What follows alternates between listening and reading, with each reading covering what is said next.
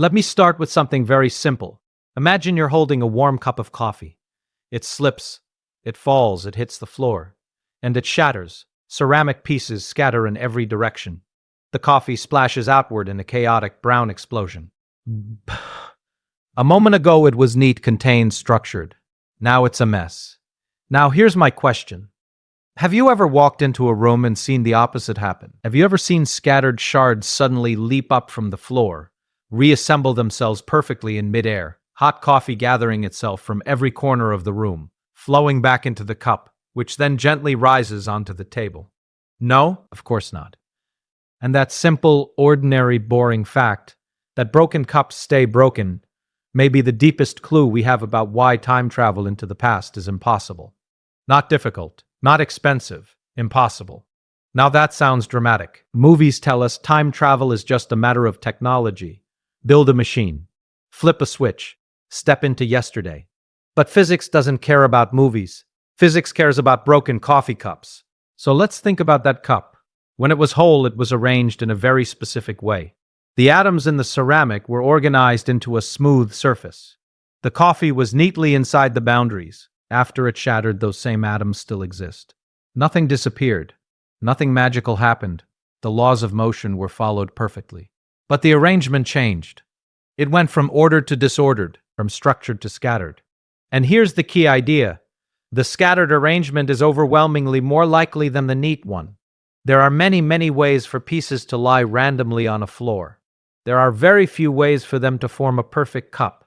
The universe tends to move from less likely arrangements to more likely ones. From order to disorder. From neat to messy. That tendency is what we experience as time moving forward. Think about your bedroom. It takes effort to keep it clean. You must constantly arrange things. Fold clothes. Put objects back in place. If you stop trying, what happens? Judging. It gets messy. You don't wake up one morning to find your messy room has spontaneously organized itself into perfect cleanliness. Why? Because there are vastly more messy arrangements than clean ones. The universe naturally drifts toward the arrangements that have more possibilities, and this drift gives time its direction. Now here's the part that feels strange. If you look at the basic laws of physics, the ones describing how particles move and interact, they don't strongly prefer forward or backward time. The equations don't shout, forward only. In many cases, they are symmetrical. They work if you run them backward. So why don't we see broken cups reassembling? Why don't we see smoke returning to cigarettes? Ice cubes jumping out of water to refreeze? Because while the basic rules allow it in principle, the number of ways for that to happen is unimaginably small. It's not forbidden like 2 + 2 = 5. It's forbidden by overwhelming improbability. It's like shuffling a deck of cards. There is exactly one arrangement that matches the original order. But there are an astronomical number of random arrangements. If you shuffle the deck, could it return to perfect order by chance? Yes, but the probability is so small that you would wait longer than the age of the universe. The broken coffee cup is like that shuffled deck. Could the pieces reassemble? In principle, yes. In reality, no. Not, and that gap between principle and reality is where time's arrow lives. Now think about what time travel into the past would require. It would require the entire universe, not just you, to move into a less probable state. It would require disorder to decrease everywhere involved. If you traveled back one day, the air molecules in the room would have to rearrange exactly as they were, the positions of clouds in the sky, the arrangement of dust on shelves, the microscopic details of every brain and every heartbeat. Everything would have to return to a more ordered configuration. That's not just moving a body through time. That's reversing the drift of disorder for a vast region of reality. And the universe does not like to move from more probable states to less probable ones. It can happen in tiny fluctuations, in small systems, for brief moments. But for something as large and complex as a person or a planet, the odds are so vanishingly small that impossible becomes a practical word. Now let's slow down and feel this deeply. The direction of time is not built into clocks. Clocks measure time, but the arrow of time, the sense that the past is fixed and the future is open, comes from this steady march from order to disorder. You remember the past because it was more ordered. The cup was whole. You do not remember the future because it has not yet unfolded into disorder. Memory itself depends on this direction. Your brain forms memories by increasing disorder somewhere, by using energy, by rearranging molecules. If time ran backward, your memories would unravel. You would not arrive. You would not arrive in the past with your current mind intact. Because your mind is a physical system embedded in the same laws. Time travel stories imagine you stepping outside the flow of disorder. But there is no outside. You are part of the flow. The broken coffee cup does not just illustrate time's direction, it defines it. Now someone might say, but what if we build a machine that shields us from this increase of disorder? Ah, a machine. Atoms. What do atoms obey? The same statistical rules as everything else. Any machine capable of reversing time locally would need to reverse disorder on a massive scale. And to do that, it would likely need to create even more disorder elsewhere. You cannot simply reverse one corner of the universe without paying a price in another. It's like trying to unmix cream from coffee. Once mixed, the molecules are thoroughly intertwined. To unmix them, you would need to track each molecule and push it back to its original position. For billions upon billions of molecules, perfectly, without error. And not just for the coffee. For the air, the table, the floor, the entire environment. Time travel to the past is not about building a faster vehicle. It's about undoing the combinatorial explosion of possibilities that have already unfolded. The broken cup is not just broken ceramic. It is a symbol of the universe choosing probability over precision. And once that choice unfolds, it does not easily reverse. Now let's think philosophically for a moment. Why did the universe begin in a low disorder state at all? That's one of the deepest mysteries. The early universe appears to have been remarkably smooth, remarkably ordered in certain ways. From that special beginning, disorder has been increasing ever since. Time's arrow may be rooted in that initial condition. We are riding a wave that started at the beginning of everything. And as long as that wave moves toward greater disorder, time moves forward. If you want time travel to the past, you are asking to swim against a cosmic current that began at the birth of the universe. Not just locally, globally. We like to imagine ourselves as engineers of destiny, able to reshape reality at will. But the broken coffee cup reminds us that we are participants in a statistical story far larger than ourselves. You can pick up the pieces of a cup and glue them together. Yes. But even then, the microscopic structure is not restored to its original perfection. The cracks remain. The history remains. You cannot erase the fact that it was broken. The universe keeps records in subtle ways. The past is written into the present through increasing disorder. So when people ask, is time travel impossible? I don't answer with arrogance. I answer with curiosity. If time travel means moving forward, well, we are all doing that at 1 second per second. If time travel means experiencing time differently because of speed or gravity, that happens. It has been measured. But if time travel means reversing the arrow of disorder, restoring broken cups without a trace, returning to a less probable universe, then the coffee cup says no, not because the laws scream forbidden, but because the probabilities whisper never. And whispers of probability, when multiplied across trillions upon trillions of particles, become deafening. Now here's the beautiful part. The impossibility of time travel into the past gives life its texture. Because moments are fragile, because cups break, because childhood does not return, because conversations cannot be undone. The arrow of time gives meaning. If everything could be rewound, erased, replayed endlessly, would choice totter ID? Would growth matter? Would consequences matter? The broken coffee cup tells us that actions ripple forward, not backward, that the past solidifies while the future remains open. And that asymmetry, that imbalance, is what allows stories to exist. It allows memory. It allows regret. It allows hope.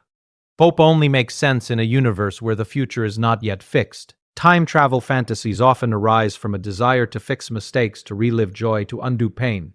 But the physics of the cup suggests something profound. The past is not a place waiting behind us. It is a configuration of the universe that no longer exists. It has dissolved into higher disorder. You cannot visit it because it is not there anymore in the way we imagine. And yet this is not depressing. It is clarifying. The broken cup proves something powerful. Not that the universe is restrictive, but that it is directional. And direction gives narrative. We are carried forward, together, on this river of increasing possibility and increasing disorder. We cannot paddle backward to yesterday, but we can choose how we move forward tomorrow.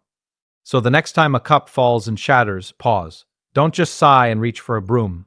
See it as a demonstration of one of the deepest truths in physics. The universe prefers the probable. Order dissolves into disorder. Time flows in one direction, because probability flows in one direction. And we, complex arrangements of atoms born from a low disorder beginning, get to witness that flow. We get to ask why. We get to understand that the impossibility of time travel is not a technical failure. It is a statistical certainty, written into the fabric of reality. The broken coffee cup is not just an accident, it is a lesson. A lesson that the past is sealed not by force, but by overwhelming odds.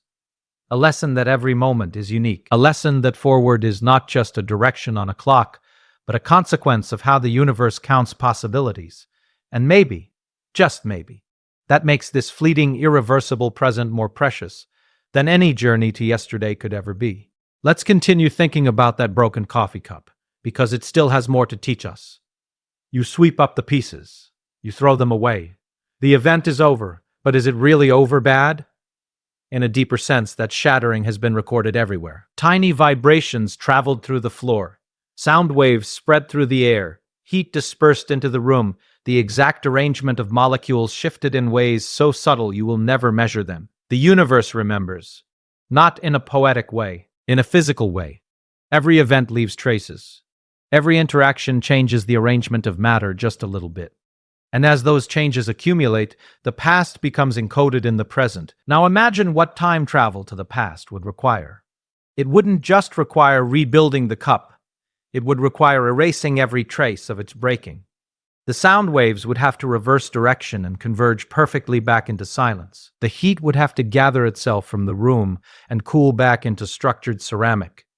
The air molecules disturbed by the motion would have to retrace their chaotic paths with impossible precision. Think about that carefully. Every molecule in the room would need to know exactly where it was yesterday. Every vibration would need to reverse phase. Every ripple would need to reverse phase. Every ripple would need to undo itself. And here's the part that makes this truly staggering. It's not just the room, it's the entire planet. Because the room is not isolated. The air mixes with the outside air. The floor vibrates into the building. The building connects to the ground. The ground connects to the earth. The earth interacts with the moon. The moon with the sun with the galaxy. The shattering of a cup is not a local event. It is woven into the fabric of the cosmos, through countless tiny interactions. To reverse one moment, you would need to reverse the entire web. And that web is unimaginably vast. Now, sometimes people say, but what if we could isolate a system perfectly? Let's imagine a perfectly sealed box. Inside it is a cup that falls and breaks. No air escapes, no sound escapes, no heat escapes. Could we reverse it then? Even inside that sealed box, the same logic applies. The number of ways the pieces can be scattered is enormously greater than the number of ways they can form a cup. The atoms do not remember being a cup. They simply follow the rules of motion. And the most likely motion leads toward more disorder. Reversal is not forbidden in a strict logical sense, but it requires an unimaginably precise coordination of every particle's motion. It's like asking a crowd of billions of people, all walking randomly in different directions, to spontaneously rearrange themselves into a perfect sculpture without communication. Possible in principle, but the odds are so small that the age of the universe is not enough waiting time. This is the real meaning of impossible in physics. Not violates a rule, but requires a miracle of probability. It requires a miracle of probability. Now here's something subtle and important. When we talk about time travel, we often imagine stepping into a machine and watching the world rewind like a movie played backward. But a movie played backward looks absurd. Shattered glass jumps upward. Not smoke flows back into chimneys. People walk backwards smoothly. It looks wrong. Not because the motions are logically inconsistent, but because they violate our deep intuition about disorder. We have lived our entire lives watching order dissolve. We have never seen disorder spontaneously condense into order without effort, and effort itself increases disorder somewhere else. You can clean your room, but your body burns energy to do it. Heat spreads into the air. Disorder increases in the environment, even if local order improves. That's the hidden cost of all organization. If you want to reverse time locally, you must increase disorder somewhere else by an even greater amount. So imagine building a time machine. To send yourself one day into the past, you would need to orchestrate an unfathomable rearrangement of matter. The machine would need to calculate and control more variables than there are atoms in your body. And even then, any tiny error, one particle slightly off, would cause the reconstruction of the past to fail. It's like trying to reconstruct a delicate sandcastle after a wave has flattened it, grain by grain, with the tide still moving. But there's another layer. Time travel into the past raises logical puzzles. Paradoxes. You go back and change something that affects your own existence, yet notice something interesting. The same statistical arrow that makes broken cups stay broken also protects us from these paradoxes. Because the past is not a place you can step into. It is a configuration that has already unraveled into greater disorder. There is no stable past world sitting there, waiting to be revisited. It has dissolved into the present. Think of it like this. Imagine writing a message in sand on the beach. Then the tide comes in and washes it away. Could you return to that exact message tomorrow? No. The grains have scattered. The patterns have changed. The information has dispersed. The past is like that message in sand. Once erased by the tide of disorder, it is not stored somewhere intact. It is encoded in countless microscopic changes, far too diffuse to reconstruct. And here's something that feels almost spiritual, though it is entirely physical. The arrow of time gives us mortality. You age because your body accumulates changes. Structures break down. Disorder increases. You cannot unage for the same reason the cup cannot unshatter. Your cells would need to restore an early arrangement of molecules, reversing trillions of microscopic changes. It's not that the universe dislikes youth. It's that probability flows forward. And that forward flow shapes everything we experience: growth, decay, memory, history. Physics does not claim absolute certainty about every extreme scenario. There are deep theories about space and time that explore unusual possibilities. There are ideas about wormholes and curved space that stretch imagination. But even within those frameworks, the arrow of disorder remains a stubborn fact. Any proposal for time travel into the past must confront the same mountain of probability. It must explain how disorder decreases on a macroscopic scale. And so far, no idea has convincingly solved that. The broken coffee cup stands there quietly, undefeated. Not because it is dramatic, but because it is ordinary. And ordinary phenomena are often the deepest. We chase exotic ideas about bending space and jumping through cosmic tunnels. But the simple truth in your kitchen mat, not your eddy, contain the answer. A cup breaks. It does not unbreak. The universe moves from special arrangements to generic ones. From unlikely to likely, from structured to scattered. And that statistical drift is what we feel as time. Now here's the twist that I find most beautiful. The impossibility of time travel does not trap us, it liberates us, because it means the present is real in a very special way. The present is the frontier where order is dissolving into possibility. It is the only place where action can influence what comes next. You cannot change yesterday, but you can shape tomorrow. And that asymmetry, that one-way direction, gives your choices weight. If time could be rewound effortlessly, mistakes would lose meaning. Achievements would lose uniqueness. Moments would lose their fragility. But because the cup cannot unbreak, because the tide does not retreat into yesterday's exact shape, because disorder does not spontaneously decrease on a grand scale, every moment is singular, irreversible. The broken coffee cup proves that the universe does not grant do-overs. And maybe that is not a flaw. Maybe it is the feature that makes existence vivid. So when you think about time travel now, I invite you to picture not a machine with flashing lights, but a quiet kitchen floor covered in ceramic fragments.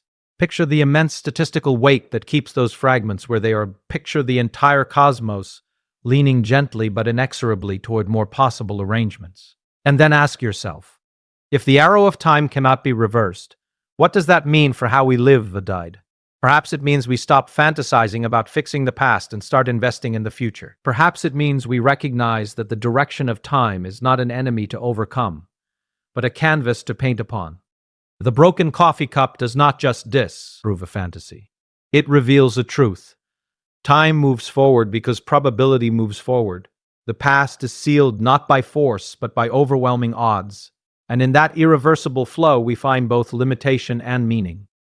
We cannot travel back to yesterday, but we can understand why we cannot. And that understanding, that clear, honest confrontation with reality, might be more powerful than any time machine ever imagined. Because knowledge does something extraordinary. It allows us to accept the arrow of time not as a prison, but as a path that leads forward, always forward, into a future that has not yet shattered into certainty.